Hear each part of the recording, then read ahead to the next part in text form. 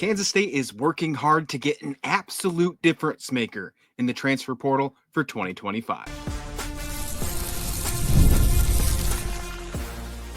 You are Locked On Kansas State, your daily podcast on the Kansas State Wildcats, part of the Locked On Podcast Network, your team every day.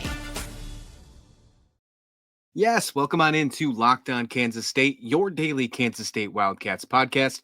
I'm your host, Christian Rauh, and thank you so much for making Locked On Kansas State your first listen every single day. Welcome back to my everydayers. We're going to hop into this Friday episode, a little bit of portal chatter. We're going to talk about some interesting lawsuits and interesting new news, new rules that are going to allow some players back.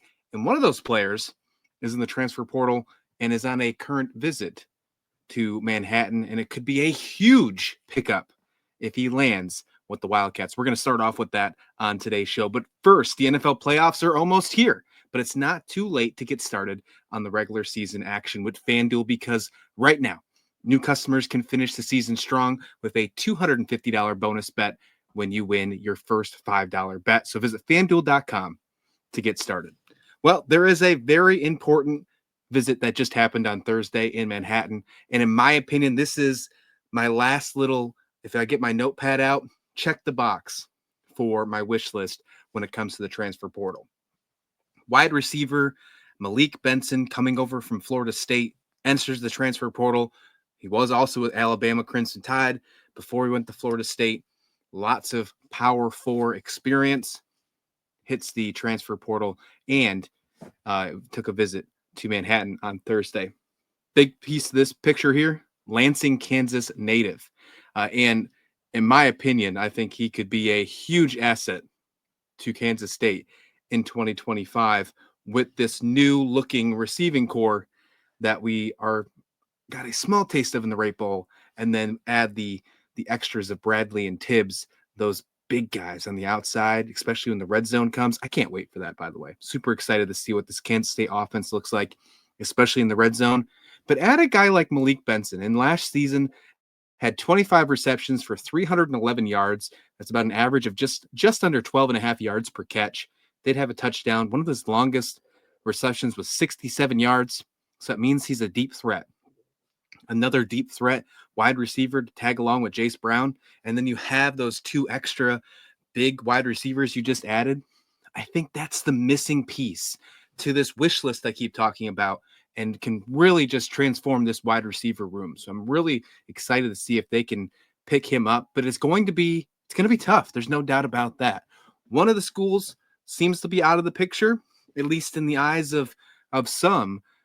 There was a couple schools that have been interested in Benson. One of them was Texas A&M. He decided to cancel that visit right before heading to Manhattan on Thursday, January 2nd. He did not go on New Year's Day to Texas A&M. Now, there are some other visits scheduled for Benson, and some of them are some pretty powerful schools when it comes to the mind of Power 2 conferences and, of course, the NIL money. And we know that's a big part of, deciding where you want to go.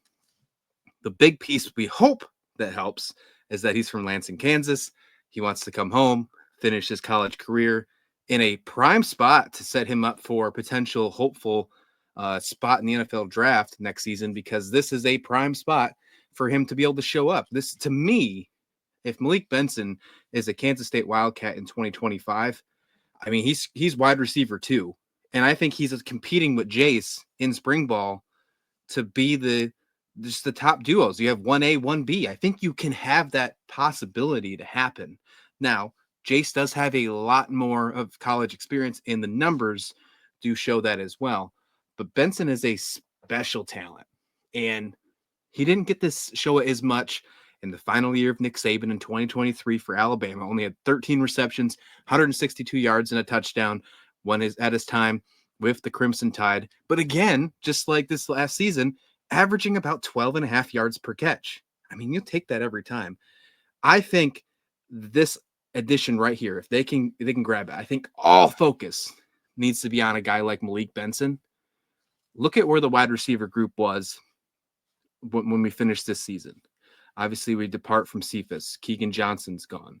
Trace Bivey's gone. When we headed into the portal and we heard these names leaving, obviously we knew Cephas was leaving because of eligibility and stuff.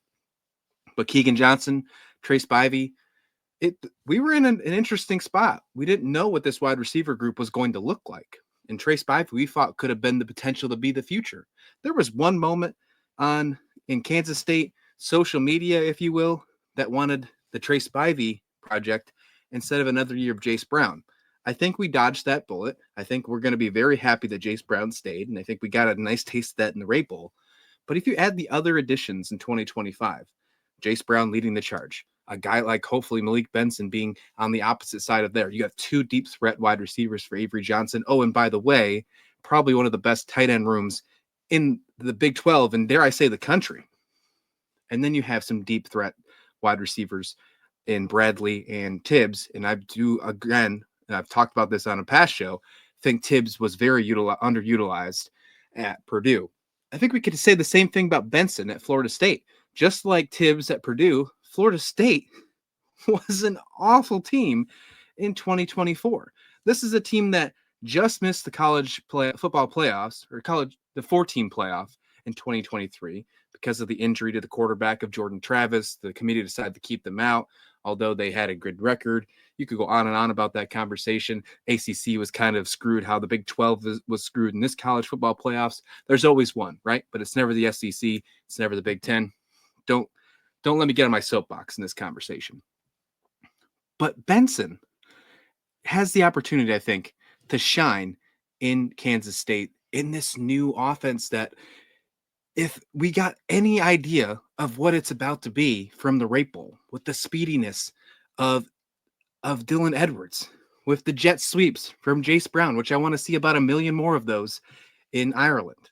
I think that I want to get a t-shirt that says Jace Brown sweeps and Guinness and put it in green. And I think that's going to be my opening day shirt when I have the podcast for the kickoff for week 0, because I'm super excited to see all those jet sweeps, all those outside runs, and what this offense can look like.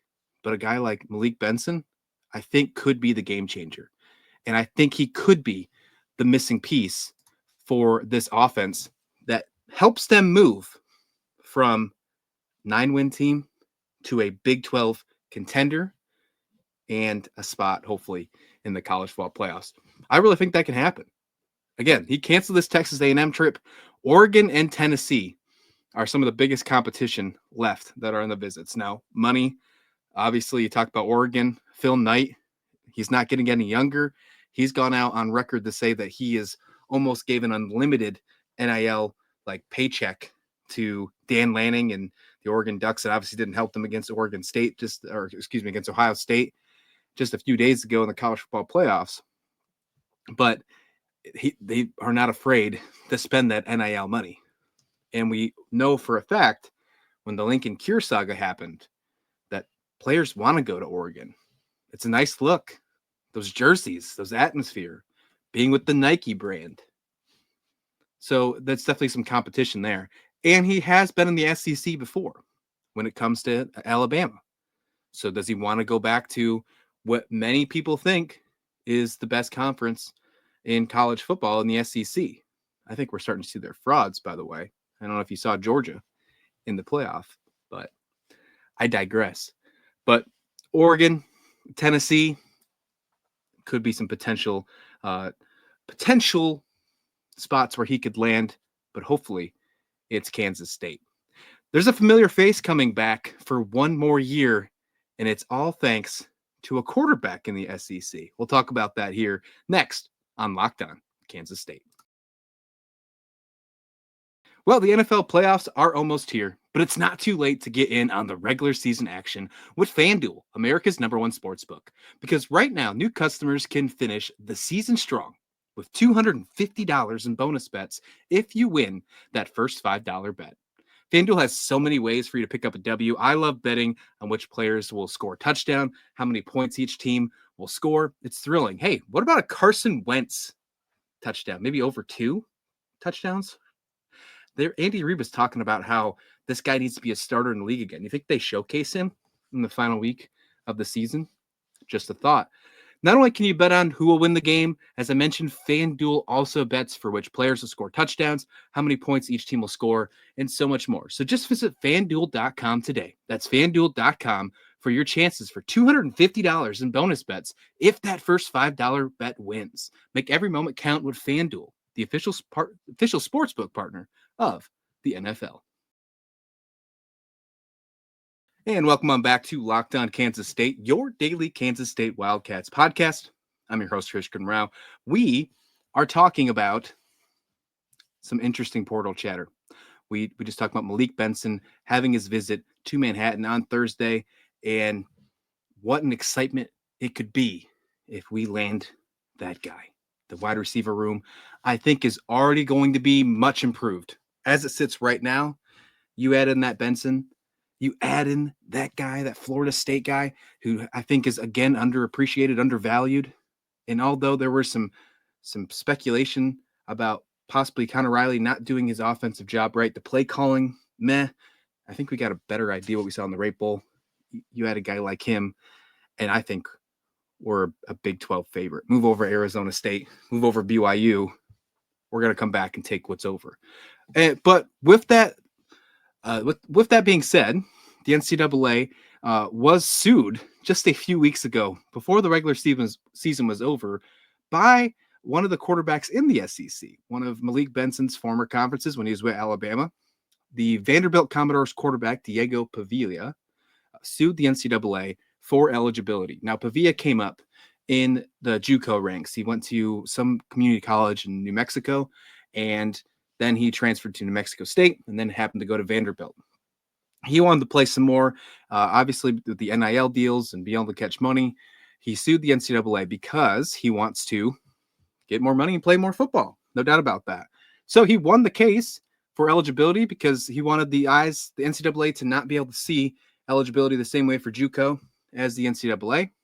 The courts agreed, and because of that, multiple players are getting extra years of eligibility. With that being said, Kansas State nose guard Uso Samalu is back. Defensive tackle, 6'3", 333 pounds, according to Kansas State's roster website. And it's a big pickup because we did not get a defensive lineman, a nose guard in the transfer portal. And that was a need that was needed. And now I don't think that's going to be something they have to look at because of that. Now, it's confirmed that he will be back for one more season. He was granted another year eligibility due to that recent rule change, that the way the NCAA sees JUCO eligibility. I don't know if it's going to impact anybody else, but for the moment, it looks like the nose guard position is taken care of for Kansas State moving into 2025. That's just one more problem not to worry about. And you have a familiar face, and you have a proven guy in the system with that defense who has done really well for that defense, for the middle of that defensive line and that core for the last season. So last year he had 14 tackles on the year. The numbers don't look crazy, but what he's done has been a great. If you watch him play, it's more than the stat sheet for a nose tackle. And if you're watching this podcast and you're a football fan, I think you know that with the nose tackle and how you have to take up double teams and be able to stop the run. And even if you're not the one that's getting the number for the tick for the tackle, you've probably made a big impact. And Samalu is one of those guys that did so. His season high was 4 tackles against BYU. 3 of them were solo. And he also had a tackle for a loss in that one as well. But I think his most impressive game was the Farmageddon against Iowa State. He had 3 tackles in that game, but that one just meant so much more, in my opinion. And I think he played lights out in that one. He didn't get any tackles or any numbers against Rutgers. I actually don't know how much he played in that Rutgers game. I would assume that he played a decent amount. I don't have his PFF stats in front of me, but I don't think the waiver was ready by then. So maybe he thought that could have been his last game. Maybe the coaches also thought that as well. I'm not sure though, so don't quote me on that portion. But with that being said, the race to 105 or the race down to 105, Kansas State has to get to 105 roster spots by the fall camp before we get ready to play football in 2025. They got plenty of time to do so. But according to On3, there are about 122, 123 players, depending on who you're counting and a couple of walk-offs that have decided to stay or go, or what has been reported. And according to this one, six of those 120, let's just say 123, are nose guards. And I think that's a good number to what Coach Kleiman and the rest of the staff are going to keep. I think the nose guard position is safe. And especially if you look at how they're ranked out when it comes to their classes. They have 2 seniors. If you count Samalu, Damian Iliau is another one.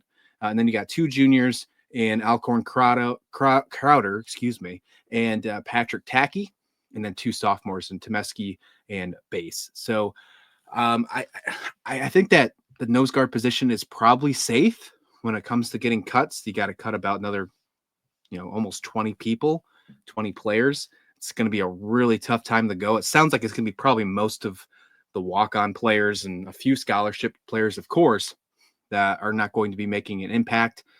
And then obviously there was a huge national signing class, a huge recruiting class that they just signed, 26 players that are obviously going to be safe unless some sort of personal conduct reason, I guess, maybe would come up, or some kind of academic issue would come up by the time fall would come around. I believe that your recruiting class would probably be safe. So you're talking about maybe some sophomores that didn't wind up to maybe live up to par in their first season, some walk-ons that didn't live up, or just you have no spot for them. This 105 is going to be a little rough. And Coach Kleiman has gone on record to talk about how when they made this decision, it was easy to say and fair to say that they did not discuss and have a conversation with the coaching staffs across the nation, because they wouldn't have came to 105 as the number.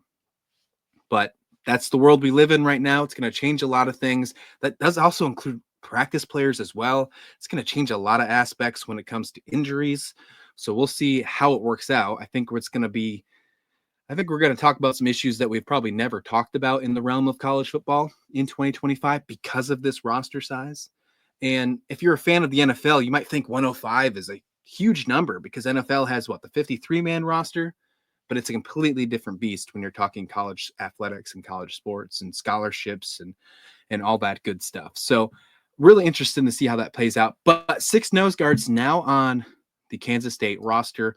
Samalu comes back for one more season, and you gotta love having him back for one more year. If there's any more on the roster, if I'm missing some, let me know in the comment description below if you know about any more of the JUCOs that I'm missing. I did some digging and I did not see any, so I think he's the only one for Kansas State.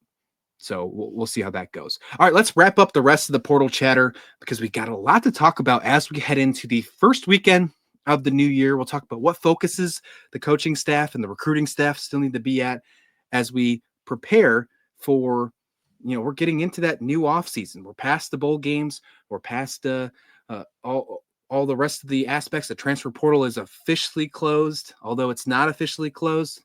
We'll talk about that all here next on Locked On Kansas State. Did Rocket Money help you find any subscriptions that you forgot about or that you were paying for twice? That definitely happened to me. I had a few subscriptions that I didn't even realize I was still paying for, and Rocket Money made it so easy for me to track them down. It's like having a personal assistant for your finances. Rocket Money is a personal finance app that helps you find and cancel your unwanted subscriptions, monitor your spending, and helps lower your bills so you can grow your savings. It brings everything together in one piece, whether it's subscriptions, your spending habits, or even the goals you want to hit this year, brand new in 2025. Rocket Money has over 5 million users and has saved a total of $500 million in canceled subscriptions, saving members an average of $740 a year using the app's premium benefits. For me, it's the best features of the subscription trackers. The goals features is really fun, especially right now as I'm trying to work on my savings plan for 2025. I think I got it down good, and I think we're in for a good year, folks. I think we're going to cook. So cancel your unwanted subscriptions and reach your financial goals faster with Rocket Money. Go to rocketmoney.com/lockedon today. That's rocketmoney.com/lockedon. rocketmoney.com/lockedon. And let's finish it up here at Locked On Kansas State. We're talking some portal chatter. We're talking about some new players potentially, hopefully coming in. And I think it's going to be a missing piece if they can grab a guy like Malik Benson. And then we get a familiar face back with Samalu as well. But let's wrap it up with some more portal chatter that I've heard as we are heading into our first weekend of 2025. Isn't it wild? It feels like we were just in 2020, like a blink of an eye ago. But then it also feels like that's been a decade ago. Do you feel that? Like 2020 feels like yesterday and a decade ago at the same time?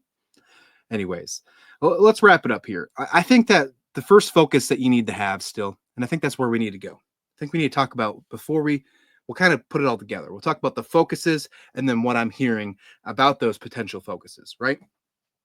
I started off this show saying that the missing piece could be a guy like Malik Benson.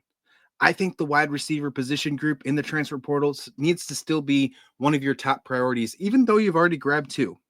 I think you need to be all gas, no brakes for a third wide receiver in the portal. Now, that means if Benson isn't your guy, meaning he goes to another team, hopefully not like an Oregon or a Tennessee, because that seems to be the competition. But if you fall through, if Malik Benson falls through, you got to have some other options ready to go, because that wide receiver position group still needs a little bit more love. Now, I mentioned I do think it's going to be a better improved position compared to last season. I don't think it's going to be very hard to improve on what we had last year. We really only have one guy on the roster in Jace Brown that has really any type of production from 2024. So I think we're going to see some much improved, but I would love to see one more guy. And obviously Benson would be an X factor in my opinion, compared to who's left on the transfer portal. But if it's not a guy like Benson, I'd hope they'd look for speed. You already got size. I'd hope they look a little more for speed to maybe add a nice counter, a nice complement to a guy like Jace Brown. Next, let's talk about the offensive line, because the offensive line, I think, also needs more attention. They did get one transfer portal pickup, USC. I think he's going to be a very good player as well. And we're still waiting on some other news as well. Kansas State offensive linemen Taylor Potier, Hadley Panzer, they've put in some waivers to hope for one more year of eligibility in Manhattan. We'll see if that happens. There's been some reports out that maybe Panzer has a better possibility of getting the waiver. Not sure if Potier can get it, or it could be the other way around. We'll see. Be cool to see them both back, because we need the more depth. We lost some guys in the transfer portal as well. So it would be really cool to see both of them back. But even if both of them come back on a waiver, I would still love to see one more addition in the transfer portal. And you can never have too many offensive linemen. And the competition and the inevitable injuries that can occur when it comes to spring ball and then heading into fall camp, when you finally get down to that 105, you want to bring in the best available players that you can. I mentioned at the beginning of the show, or sometime in the middle of the show, about the race to 105 and where a site like On3 has for the current roster right now as it stands. Well, they have 22 offensive linemen according to this document, and that's a lot. Obviously, no doubt about that. But if you can add in, and those 22 does count Panzer and Potier, by the way. If you add one more player to the transfer portal and not just Amos Talele like you got from USC, one more, get it to 23, you're probably going to have to bring that down. I would assume the offensive line would take a little bit of a hit getting down to 105. Well, you've got to go down to that about 20 players. If you're at 23, I assume you probably would enter fall camp with 18. That'd probably be the lowest you'd go. 20 would probably be 18 to 20 range, right? So something to keep in mind. But competing for those final spots, that's only going to make your team better. So I would love to get one more player in the portal. And again, just like we've seen from some of the other positions, there are a lot of freshmen in this offensive line. And if there's no behavioral problems or educational problems when you get to fall camp, you're not going to walk away from your recruiting class that you just signed on National Signing Day when you're trying to cut down the 105. You had the 105 in mind when you tried to get them to commit to your school. Last, let's talk about linebacker, because I think linebacker is another position that I think they should finish off as well. Gabe Powers is going to be a stud. He's going to be an animal. 6'4". I mean, his 40 time is impressive. I think I saw it in the comments on one of the shows just the other day that he has a a 40 time a 4.4. I mean, that's insane. But I think we all know, one, that there's no film in this camera, and two, that the linebacking position was probably the biggest sore spot on the defense in 2024. I think that's a really fair, not only if it's an assumption, I think that's just a fair statement to make. So adding one more linebacker. Oh, and by the way, the transfer portal pieces, especially the linebacking pieces that Kansas State has got over the past few seasons, is duds. I don't know if duds the right word, but they haven't been great. They haven't lived up to expectations. Now, I think Gabe Powers is going to break that mold, but why not just take one more chance at it as well, just in case? Get one more. And as I mentioned about the offensive line, multiple players on this linebacking core as they race to 105 in this position group are freshmen. In that recruiting class, they added 8 linebackers. And there's 18 linebackers currently on the roster, with 8 being in the freshman class. I'd like to see a little bit more balance here, maybe another potential leader to this linebacking core. There is some reports that West Florida linebacker Ralph Ortiz, he's a D2 linebacker. West Florida he's expected to sign with Kansas State. According to On3, they think he's going to be the next guy that commits. They won't be surprised if he is the next one to sign. I saw it on 24/7 as well, Ralph Ortiz.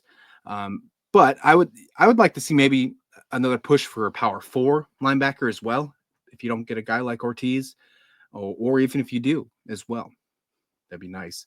He's not a power 4 level, but he does have some good experience. I was looking at his stat sheet from 2024, and he finished the year with 42 tackles, 9 of them for a loss, and he had 3.5 sacks. This is a linebacker, folks. So pretty good there in Division II, West Florida. 1 interception.